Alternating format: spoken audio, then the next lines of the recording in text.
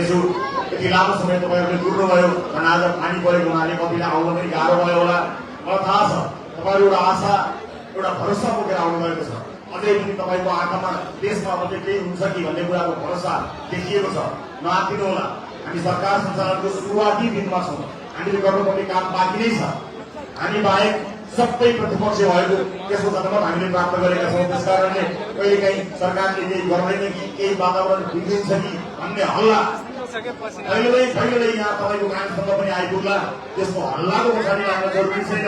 हामी पूर्ण प्रतिबद्धबाट यो देशलाई विकासतिर आएका छौँ।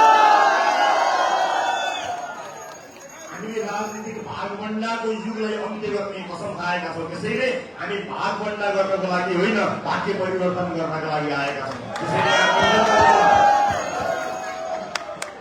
सजिलो छैन, हामीलाई थाहा छ सजिलो छैन, पक्कै पनि सजिलो छैन। तर यति चाहिँ भन्न सक्छु कि सजिलो नभए पनि असम्भव चाहिँ छैन है साथीहरू। हजारौं माइलको यात्रा तय गर्नको निमित्त एउटा पाइला सबभन्दा पहिला चाल्नै पर्ने हुन्छ। एकै पटक हजारौं पाइलामा पुग्दैन, हजारौं माइलमा पुग्दैन।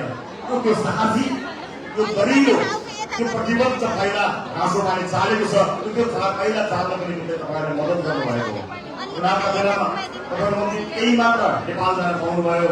केही साथीहरू आफ्नो जागिर, आफ्नो काम र आफ्नो व्यक्तिगत जिम्मेवारीले गर्दा जान पाउनु पाएन।